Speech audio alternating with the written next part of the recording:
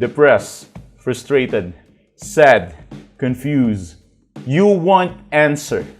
Let's talk. Give me a message sa page ko sa Philippine Dating Coach and you can have one-on-one coaching with Coach Baze, your dating coach. Just please subscribe to my channel and hit the bell button. It depends how confident you are. Did you even doubt yourself? Alam mo, hindi naman tututungkol sa galing mo sa pagno-no contact rule, sa pride mo, sa galing mo pagdating sa exercise, kung paano ka nagpapayat, kabilib-bilib yan, kung paano mo in-achieve yung mga goals mo one by one, kung paano mo inabot lahat. No, hindi to tungkol doon. Tungkol to sa kung gaano ka kapanatag, gaano ka ka-confident. Nasa kabila ng lahat na nangyari, is meron ka pa rin faith sa sarili mo. Ito ang ina-assure ko sa'yo. Ito yung hindi kasi maintindihan ng madami. Na akala, masyado niyong binabaliwala itong technique na to. Akala niyo wala lang. Pero ito yung ina-assure ko. Sa tagal-tagal ko nagko-coaching, kabisado ko na to, man. Kabisado ko na kung paano nangyayari lahat. Yung mga kliyente ko na sobrang confident nila, i-assure ko sa inyo na babalik nila yung ex nila. 100% of the time. Lagi yan. Masyadong perfect ang record.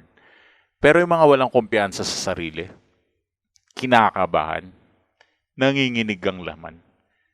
Yung hindi mapakali na parang, ay, di na babalik ex ko, anong gagawin ko? Yung mga yun, wala talagang pag-asa yun. Kahit panoorin mo lahat ng mga videos ko dito sa YouTube, kahit manood ka pa ng ibang videos sa YouTube, ginagaranti ako sa'yo walang ex na babalik kapag wala kang confidence.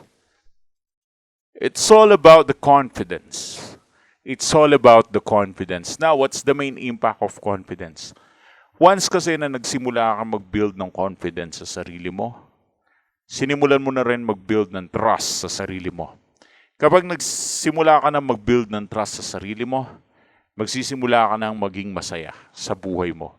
Once na nagsimula ka nang maging masaya sa buhay mo, magsisimula ka nang ma-attract yung mga bagay-bagay papunta sa'yo.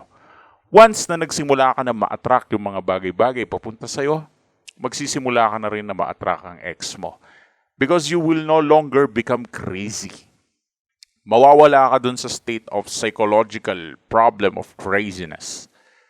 So once you become confident, kapag naging confident ka, na alam mo sa sarili mo na, Diyos ko, sino ba ako? Babalik at babalik yan sa akin, kahit anong mangyari.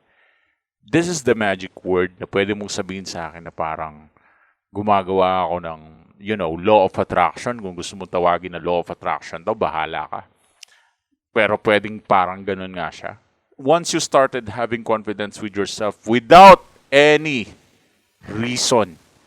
Gusto nyo kasi ng rason bago kayo maging confident. Gusto nyo muna magkaroon kayo ng achievements, magkaroon kayo ng bagong bahay, magkaroon kayo ng bagong ganito, magkaroon kayo ng bagong ganyan.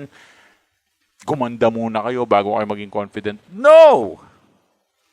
That's not my point.